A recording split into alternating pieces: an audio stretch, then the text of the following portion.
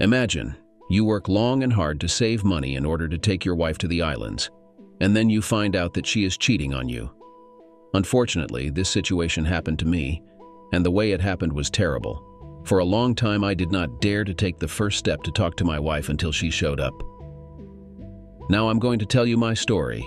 Enjoy watching it. I stood at the doorway, observing the furious red-haired woman, Grace, yelling in the pouring rain. The cold rain had plastered her hair to her face, yet she continued her tirade. The heavy rain muffled her words, but the message was clear. My wife, Virginia, was having an affair with Grace's husband, Jimmy. A couple of months ago, Virginia had called me during a business trip expressing her desire for a divorce after 9 years of marriage. I was taken aback since we had only been living together for 5 months due to my military service. My suspicions about Virginia's emotional involvement with someone else grew, and I suspected she consummated the affair while I was away on business. The revelation came just a week before Grace, the enraged redhead, confronted me at my doorstep. I lacked concrete proof and struggled to devise a plan. Virginia had agreed to counseling, but she abruptly stopped attending after the second session, possibly aiming to portray herself as making a genuine effort to reconcile. Virginia would frequently leave me with our twin 2-year-old girls while she pursued her activities, including rendezvous with her lover. Attempting to address issues or talk with her would result in furious denials and blame-shifting. The divorce process, involving lawyers, was disheartening, and adultery had little legal consequence in our state. Facing Grace's angry outburst, I held the door open, gesturing for her to enter. Realizing the futility of arguing in front of neighbors, I motioned for her to sit at the dining table. She continued berating me until her anger turned into bitter tears and, eventually, sobs. I waited patiently before addressing the situation. If I could change something, I would do it. I don't like it any more than you do, I explained, describing the legal problems and inconveniences I faced. Grace offered to kick Virginia's cheap ass, but I stressed the need to sort out the situation without bringing it to legal consequences. We sat in silence for a while, and eventually I got up to make hot tea to fight off the cold rain. Grace shuddered when she was enveloped in warmth, and I refrained from commenting on her appearance. She was insanely sexy. I sighed to myself. It was the most tempting thing I had experienced in the last 4 months. I can give you a sweater or something, I offered, and she agreed. I found one of my hooded sweaters, and she quickly pulled it on, buttoning it up. She began to squirm, pulling her arms out of her sleeves. After a few turns, she took off her wet shirt and bra underneath, pushing her arms back into the sleeves.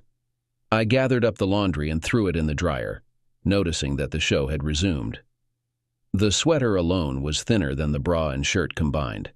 I handed her a towel. Dry your hair, I told her. Thank you, she said, wiping her hair, and I couldn't help but notice her breasts bouncing under her sweater. At that moment, I felt strangely attracted to anything. I hate them, she growled, and I sympathized by saying, Me too. I never foresaw that this would happen. At that moment, I saw a flash of pain as intense as my own. I can't compete with her. She's in great shape and great. I gained weight after having a baby, she admitted. Grace wasn't really overweight, maybe 10 pounds or so. She was just out of shape. But in a way, she was right. Virginia was as beautiful, blonde, blue-eyed, slender, and graceful as a woman could be. Still, Grace needed to hold on to something. She's in good shape because she has time to go to the gym and run. And you're not fat at all, I reassured her. A tiny glimmer of something other than suffering burst forth.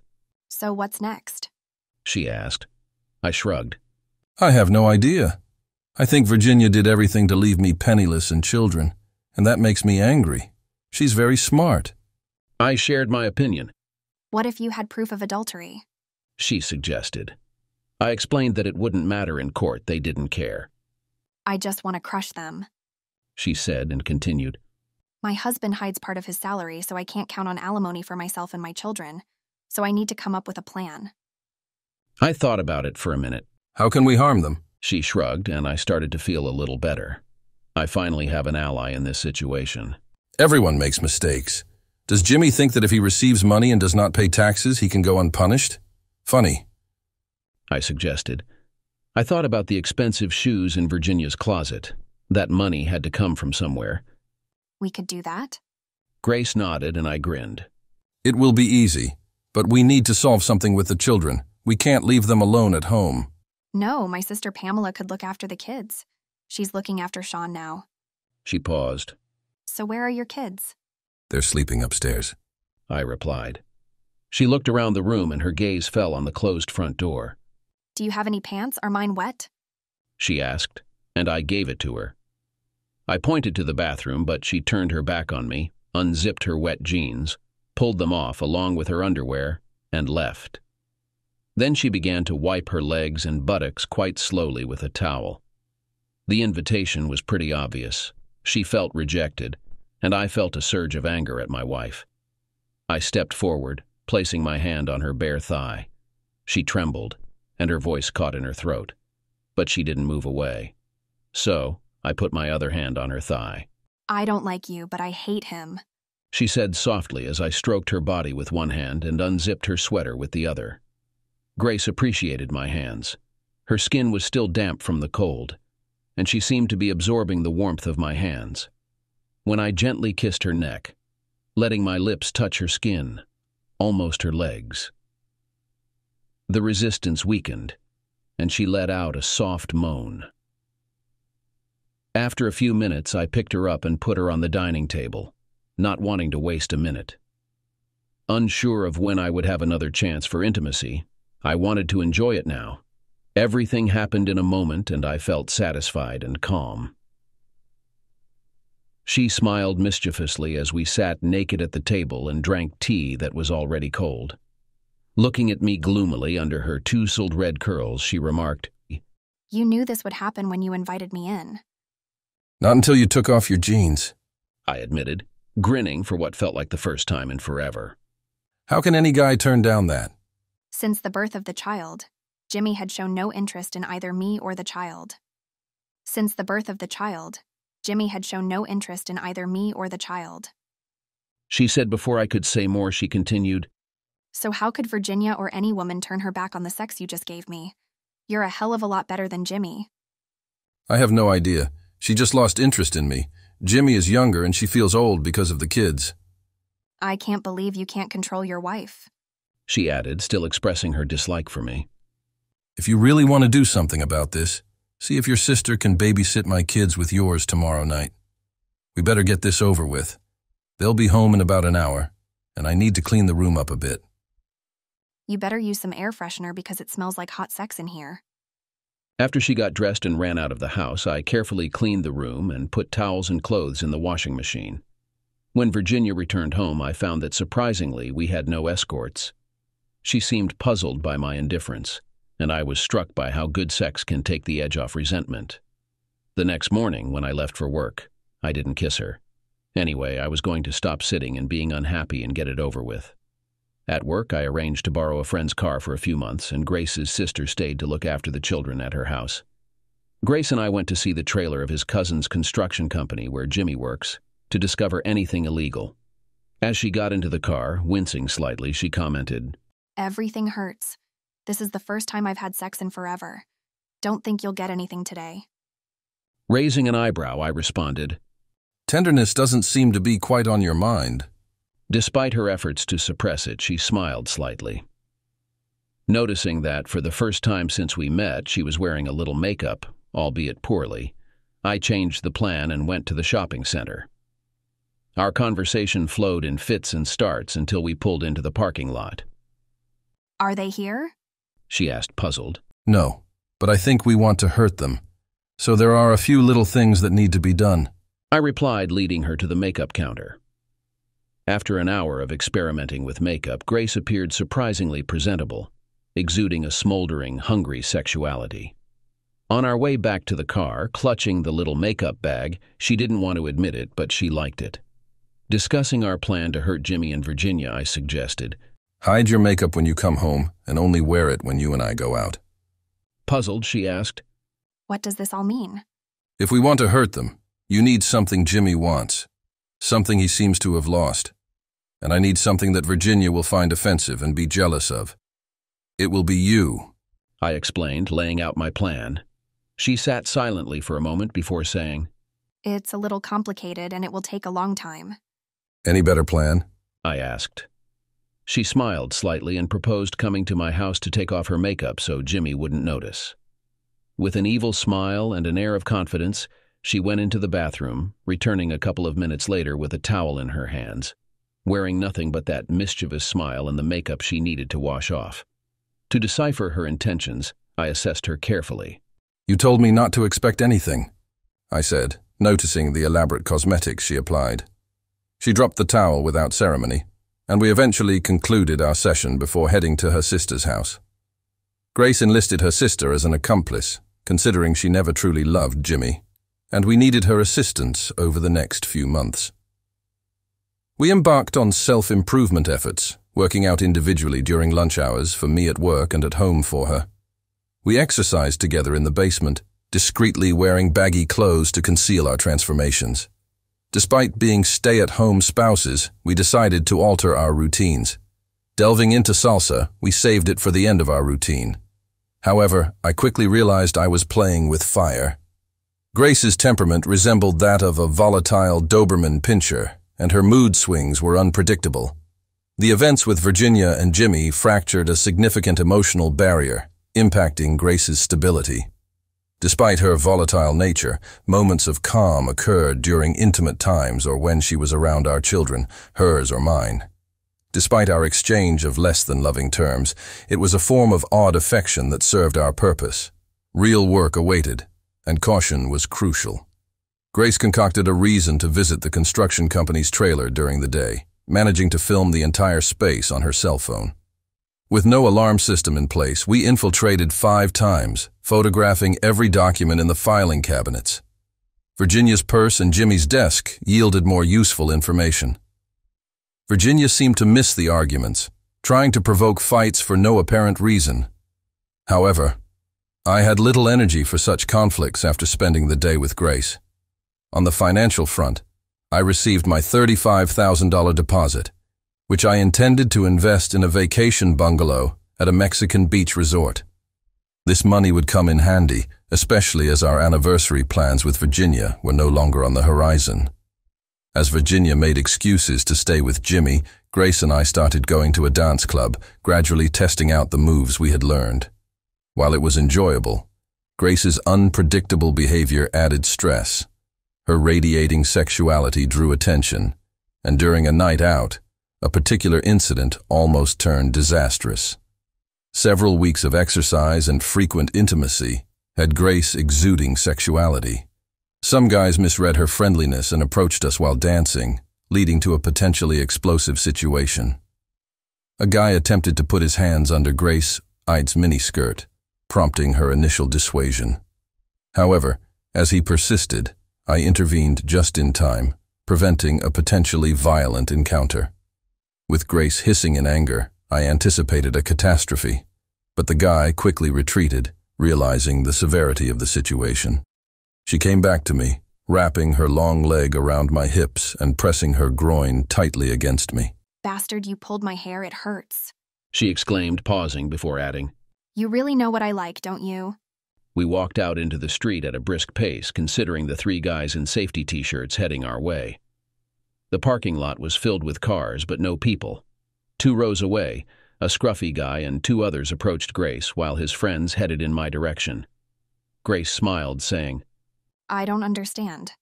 I introduced myself to you for this kind of behavior. Your boyfriend can watch me get what's in your panties. Grace stopped abruptly and he reached out, preparing to grab her hands. I sensed the largest of the 3 approaching me from behind. Grace lunged, not with her hands but with her teeth.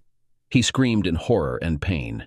Knowing I needed to act fast, I turned around and, being familiar with fighting, pulled Grace back just as she was about to strike. Grace, stop, I commanded. She looked at me defiantly, then smiled as I walked away.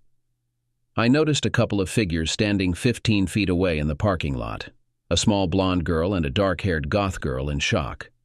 Grace, too, saw the grief-stricken blonde and walked toward her. I wanted to intervene, but before I could, Grace approached the blonde, stood over her, and Grace looked at me, smiled, and pulled the blonde into a deep kiss. I contemplated intervening but realized the blonde was passionately responding. Grace slowly let her go, and the blonde looked at her as if hypnotized. Believe me, you can find much better than him. This blonde was the girlfriend of one of those guys who decided to get to us. She let her go and we went to the car. We got into the car, and as an ambulance rushed about 2 miles away, I pulled into the parking lot to give Grace my shirt. Grace wasn't immediately interested in getting dressed, so I reclined the seat, and we engaged in an intimate moment until she was satisfied. Afterward, she commented, I really screwed up, didn't I? We're all like that in some way. Although I really came away from it. It felt so good to hurt him. I replied. Yeah, I noticed. It's a bit unsettling in a Hannibal Lecter kind of way. Hurting him was like having sex. I was able to just let out all my anger. He deserved it. Grace explained. I'm not sure the law would agree, but I think his girlfriend was okay with it. I pointed out. Grace giggled and said, Seriously about hurting. Don't let me do this again, promise me. Very seriously, tears flashed in her eyes, and she continued, You defended yourself. I know, but that's not the point. I wanted to hurt him so strongly. A lot. What if it happens again? What if I can't stop? What if I can't find my way back? She suddenly spoke like a lost little girl afraid of the dark, genuinely scaring me. Grace probably needed real help. Medication. Checkups. We completed the paperwork, attributing the brutal attack in the parking lot to a gang and a blonde witness named Amy. I showed Grace the papers, saying, Looks like you made an impression on Amy after all. Grace smiled and said, She seemed nice to me. Then she put on lipstick and I started kissing her on the neck. I played around with Grace at the club, but parking was a different story. I sensed she wanted more. It was in her eyes. I've had no boundaries in sex. However, after that incident, Grace started taking care of herself, getting better slowly and unevenly. I witnessed her struggle against the demons that haunted her. Sometimes she won, fighting to keep them at bay. Grace's sister couldn't watch the kids every night, so she often brought Jimmy and we practiced putting them to bed. As we stood in the doorway checking on them, I'd steal glances at Grace. I'd be surprised by the softness in her expression. Occasionally she caught my gaze, smiling sadly, softly and half-smiling. In those moments her demons seemed distant. I knew something would happen sooner or later. Virginia noticed my weight loss and new muscles, commenting on it. I avoided turning it into an argument, putting on my shirt and leaving the room, mainly to conceal Grace's fingernail marks on my back and ass from the night before. Virginia's increased suspicion prompted us to move to the next step. I informed Grace, and a few days later, instead of our usual routine, we had a car and a borrowed digital camera. When Virginia and Jimmy left, we discreetly followed them at a distance. Grace checked receipts and credit card bills until we deciphered their pattern. Virginia was cautious, but Jimmy, thinking Grace was overwhelmed, became careless and stupid. Jimmy's parents had a cabin on the beach, hidden in the woods. It was a bit run down, but judging by the car's mileage, it was where they went on Fridays when they skipped the gym. We quietly approached the hut with the camera. Since there were no curtains, it wasn't challenging to find them and observe. By the time we took our position, they were already lying naked on the bed. Before walking back to the car, I let some air out of one of Jimmy's tires in case they tried to leave early. We left the film at a dark room specializing in discreet, ephemeral photographs, and then headed home. Virginia arrived home much later than usual, disheveled. Grace later giggled, informing me that Jimmy had a wardrobe change and then picked up a nail on the road, resulting in a miserable, rainy trek to a gas station. Karma. Over the next week, we discussed what we wanted. Grace surprised me, but eventually I agreed. We kept it quiet and then executed our big move about 3 weeks after collecting the evidence. Virginia and Jimmy always disappeared all day on Saturdays, following a routine of gym, sex, and shower booths, then heading to the nightclub for dancing and parties before returning home early on Sunday morning. This time, everything was a bit different. Grace and I left the kids with her sister and embarked on a shopping spree. Grace chose a form-fitting dark emerald dress with a deep neckline and a short hem. The emerald color complemented her hair. I wore a dark gray suit with a black shirt. We headed to the hair salon for her transformation before making our entrance at the club as if we owned the place. Technically, the bouncer was supposed to stop us, but Grace's allure got us through effortlessly. We hit the dance floor first, making our way to the main event. Jimmy and Virginia sat at the club's marital table, seemingly frozen in shock. Grace held my hand as we approached their table, and I pulled out a chair for her, taking a seat myself. Virginia and Jimmy stared in absolute surprise. Very nice. Most gyms are less fancy, I remarked, feigning surprise. Jimmy's face darkened and he glared at Grace. When he questioned her about the dress, I snapped, No, I bought it. With sharpness in my voice, throwing a stack of. I laid out the most unflattering photos of them on the table, deliberately choosing the least flattering ones from the collection. After all, they were supposed to look like the unhappy people they truly were. Is this how you see us? Virginia's voice quivered with a mix of shock and disappointment. Jimmy, realizing the trap they were caught in, looked visibly stunned. How did you find out? I smirked. You never even tried to hide it. You both probably thought we'd be too naive to notice. 4 months of working together, and you didn't think we'd catch on? Virginia's face went paler. What are you going to do? Grace, squeezing my leg under the table to calm me down, took over. Well, divorces for adultery are more satisfying, don't you think? And trust me, I'll make sure everyone gets a good look at these photos. I interjected. There's more than just cheating. Embezzling money, Jimmy? That's a crime. Virginia stuttered. I thought it was his money, a safety net for us. I cut her off sharply. You're lucky my name wasn't on that account.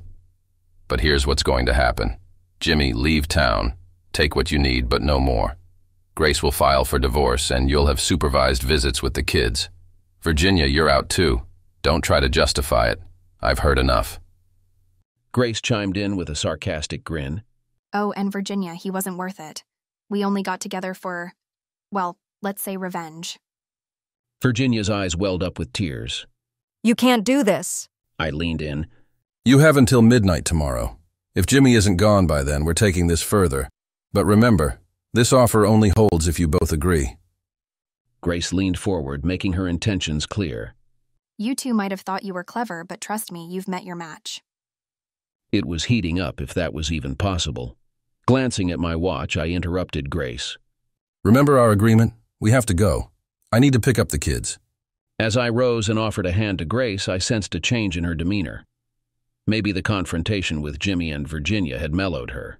The intense anger seemed to have faded, leaving her still passionate but without that frenzied edge. I went home. Virginia beat me to the punch.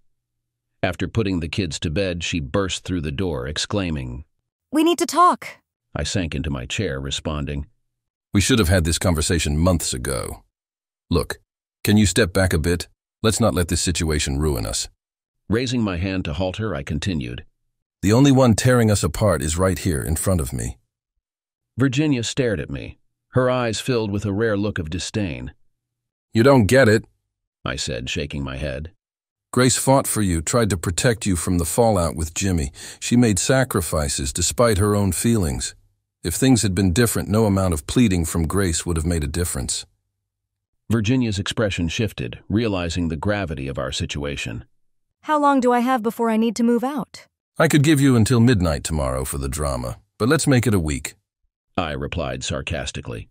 But do remember, packing all those shoes might take you a couple of days. 5 days later, Virginia had moved out. Despite having the twins with me, the house felt eerily quiet. I later heard Jimmy's cousin was on the hunt for him, avoiding the police. I might have bent my promise a tad, sharing some information with his cousin. 2 weeks later, I allowed the twins to spend the weekend with Virginia and her parents.